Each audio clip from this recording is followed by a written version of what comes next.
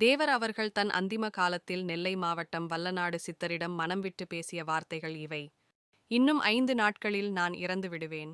எனக்கான கடைசி காரியங்களை நீங்கள்தான் செய்ய வேண்டும். அதை எப்படி செய்ய வேண்டும் என்பதை இந்த கடிதத்தில் எழுதியுள்ளேன் என சொல்லி கடிதத்தை கொடுத்தார் தேவர். இதற்கு எதற்கு கடிதம் என்றார் வல்லநாடு சாது. அப்போது புரியும் என்ற தேவர் அதற்கு மேல் பேசவில்லை. சொன்னபடி அடுத்த 5ஆம் நாள் தேவர் அதிகாலை தவத்தில் இருந்தபடி முருகனோடு கலந்தார். அந்நேரம் அவர் ஆசையாய் வளர்த்த மயிலும் தேவர் உடலை சுற்றி வந்து இறந்தது. தேவருக்கு ஈமகிரியை அரசு அதிகார கூட்டத்தால் நடத்தப்பட இருந்தது. அப்போதுதான் அவரே கைப்பட எழுதிய கடிதத்தை வல்லநாடு சித்தர் காட்ட, அதன் பின்பே சித்தர் அவருக்கு சித்தனுக்குரிய வகையில் பூஜை செய்து சமாதியாக்கினார். முருகப்பெருமான் அம்சம் தேவர் என்றால் விநாயகர் அம்சம் வல்லநாடு சித்தர்.